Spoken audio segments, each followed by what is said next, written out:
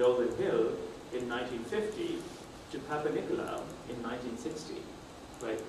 Some of that connection is scientific. Once in a while, the connection is Papa Nicolau might read Dolan Hill's paper, right? And so it becomes a connection in the sense that he quotes that paper. But some of the connections are even more, how does one move then from Papa Nicolau's paper discussing prevention and screening, how does one move from Papa Nicolau's work to Strax's work on mammography, right? The way that I move in the book is, in fact, they happen to be, again, we move in physical space in that case. Papa Nicolau's work is happening on the East River in the 60s, and if you were to walk about a few blocks west, you would come to the place where Strax placed his first van for mammography alongside the park. Because women, he wanted to capture women, obviously, and women wouldn't travel because when they were working women, they wouldn't travel uptown to clinics. So he decided to outfit a van to put a mammography machine. This is like the Mountain in Muhammad, right? He put a machine inside a van and he parked it outside Central Park so that women during their office breaks could come and just get their mammograms done. And so the connection in that case to move from Papa Nicolau's vision of cervical cancer screening to the contemporary vision of breast cancer screening really occurs in physical space. And you know, when you read the book, you figure out what I'm talking about. So all these little tiny little linings that. How arbitrary are you in your research phase of being self-conscious and knowing you're going to need, you know, this bit of connective tissue, that little bit of connective tissue? I need to go find something that physically links these things. I better go back to the archive. I better go look for it. Or I mean, sometimes it's obvious. But sometimes very key narrative. Oh, very, very key narrative. They're the hardest to do, actually. Sometimes they were obvious. As I said, sometimes someone read someone's paper and really was responding to something. But you know, science is a conversation. That's what makes our life easier, right? I write in a book somewhere. I say, you know, scientists are more interested in history than historians, because everything that we do is a reply to someone else. Every time I write a paper, I'm really writing back to someone in my past, right? This is part of the grand, you know. We take it very lightly, but it's amazing that in fact we're having a grand conversation which has gone on for about 600, 700 years. And we're writing back to someone who's a generation behind us, or etc. But anyway, so sometimes it's easy because someone's reading someone's work and you reply to someone's work. But sometimes it's not so easy. Sometimes you don't know why on earth you move from one vision of screening, for instance, to another. And then you have to really go and try to find something that acts as a spark between one and the other. That's very hard to, that for me was very. I want to ask kind of a tone and structure question here. I'm trying to think how to sort of open this particular box. As you alluded to at the beginning, you go into any bookstore, there's a huge section devoted to cancer. Much of it is prescriptive, right, to be sure. Cure this, this diet, but quite a lot of it grows out of that Mary Lasker tradition, which right, is this sort of relentlessly optimistic, relentlessly propagandistic, relentlessly forward into the future towards a big C cure tone. The wake history of cancer. Yes. What you do in this book is interesting. Each of these sections actually is remarkably pessimistic. It's sort of almost sort of the story of a research effort that has moved forward only by kind of falling over. I mean, yet the overall picture somehow still ends up being optimistic. I'm still trying to figure out how you pulled that off. I mean, it was not conscious, but what I wanted to achieve, as I said, was a kind of maybe it's not the best word, but a kind of scholarly perspective on what happened. And often,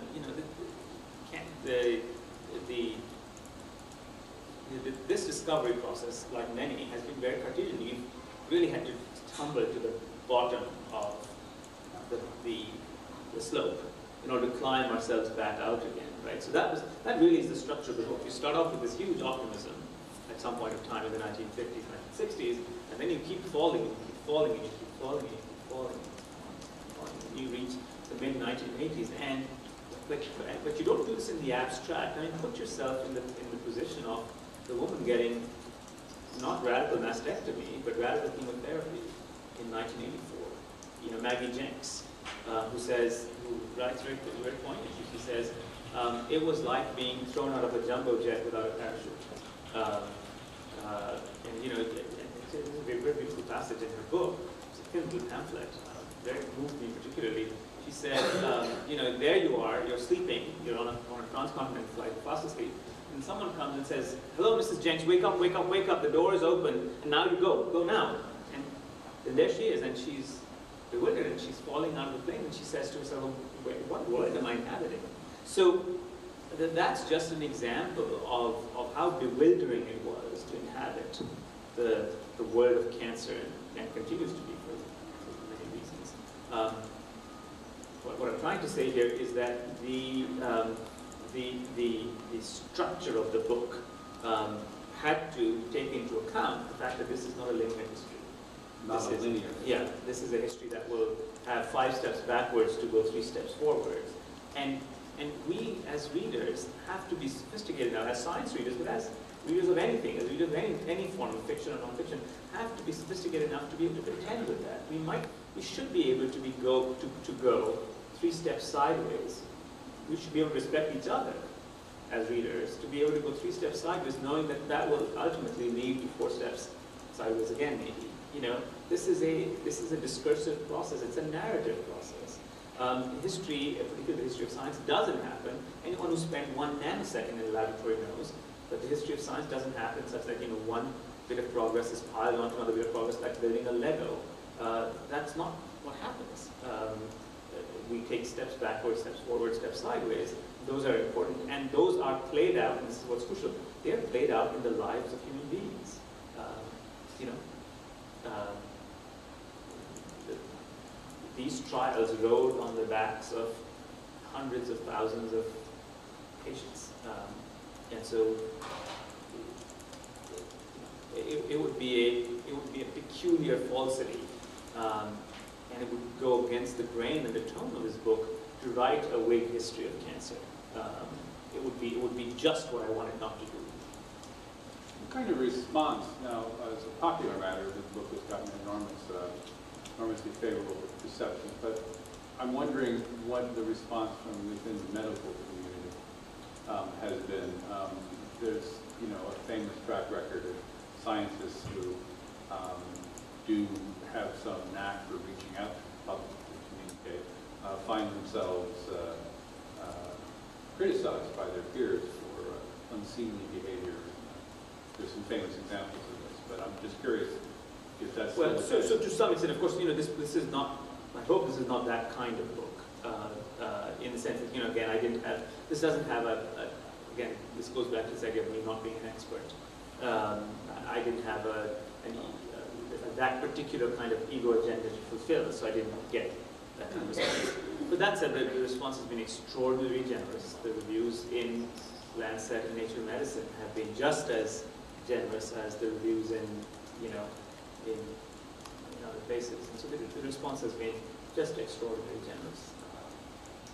One thing I did do in the book is, you know, and there's a big disclaimer up front, is actually I was not terribly interested, part of the reason being that I was not interested in writing this big history, of saying, you know, he discovered or she discovered something or the other, and then this was followed by that discovery of something or the other, blah, blah, blah, blah, blah, blah.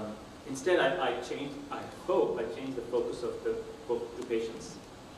Every time there's a story in the book, a major discovery in the book, that discovery is pinned on a human being, and I try to discover these people, you know, try to find who the longest term survivor of leukemia, chemotherapy is, who is the longest term survivor of Herceptin. These people should be, I think, icons in our history.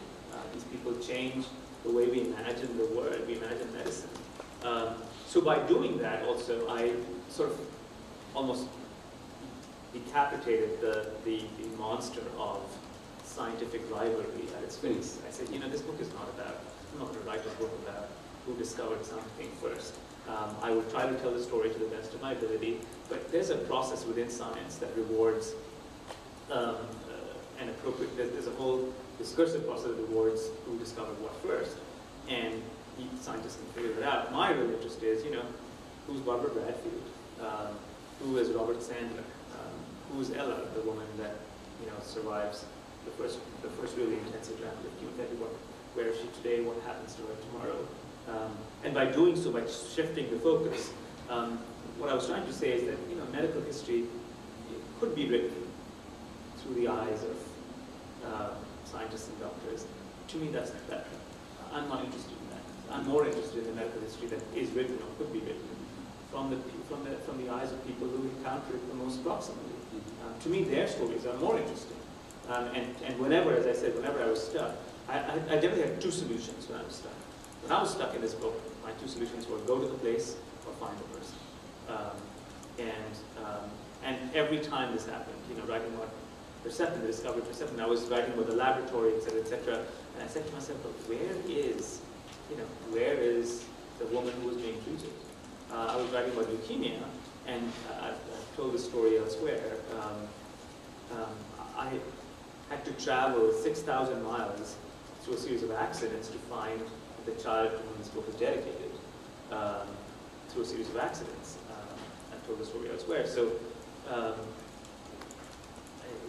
to me, that was much more interesting than telling the story of great discoveries by great scientists. Few medical issues are as thoroughly and obsessively covered in the general media as cancer treatment, and the possibilities of cancer cures, cancer pharmaceuticals. I'm sort of wondering, from your perspective, both as an oncologist and as a practitioner, but also as someone who's displayed some skill at writing about this for the general public, what that coverage looks like to you. What are its flaws? What are its virtues? Well, I think one of the questions that is, there's an over-granularity in it. Over-granularity. You feel as if you're losing the forest for the trees if you simply looking. So in other words, there is an obsessive quality in which every footstep forward, backward, sideways is covered, leaving open the question, well, what's the real difference? So in science, we often make a distinction between statistically significant and biologically meaningful. So in other words, you might have a phenomenon that's different between this and this, and if you sample it enough times, you can make it statistically significant. But this difference might not be biologically meaningful. So there are many things that are, so what you're really trying to do in biology as a scientist, I think, is trying to get to what is biologically meaningful. Statistics allows you to generate confidence against biases that prevent us from having conversations about science. That's what the role of statistics is, right? It allows us to have a conversation about science where you and I can have a conversation without indulging in a certain series of very traditional human psychological perceptual biases, right? But the biological meaning of something has very little to do with statistics. It has to do with the nature of the universe. It has to do with truth. It has to do with truth-telling. It has to do with whether one medicine really changes the way we live, longer we live, better we live, more dignified lives. That's the real biological meaning. And I think that's what's lost. To me, when I read a newspaper article, I'm saying, this curve showed some increase and it was statistically significant. Now, who cares if it's statistically significant or not, right? To me, what I'm looking for always is, I'm talking about as a scientist, I'm saying to myself, well, what was it? Was it meaningful? I mean, was it meaningful? So just to give you an example, some drug comes along and extends the life of someone by 6 months. And I'm asking to myself, is that meaningful? I don't mean that in a condescending way. Is it meaningful in the history of this drug, in the history of this disease? Where has that moved us? In melanoma, we have this new drug, this immunological therapy, which is successful. It was just approved by the FDA 2 weeks ago, right? Mm-hmm. And it shows an increase in advanced metastatic melanoma of about 6 to 8 months of increased survival in patients who took this drug. And so the question when I'm reading this, I'm asking myself, well, tell us a little bit about the history of failed drugs against melanoma. Tell us a little bit about why this is important. And the answer is, this idea of awakening the immune system against cancer was really a dead field. It was so dead that no scientist would touch it. And so really this drug awakens a dead field. That's to me more interesting than you know, the more minor statistics about the drug. The fact that melanoma was a disease, metastatic melanoma, there was no drug in the history of all chemicals that were ever tried that had changed the survival of patients with metastatic melanoma. So I'm going to repeat that because it's so important. There was no drug in the history of metastatic melanoma that in a randomized trial, to my knowledge, had increased the lifespan of a patient. That's why this drug is important, because it proves a principle. It opens a new story. Now, to me, all of this is very important. Reading an article about how someone's life was increased by 6 months, I'm not so impressed by it. So you think there's a misplaced focus on? There's a misplaced focus on what progress means. There's a misplaced understanding of what is forward, what is backwards. There's a misplaced understanding of, again,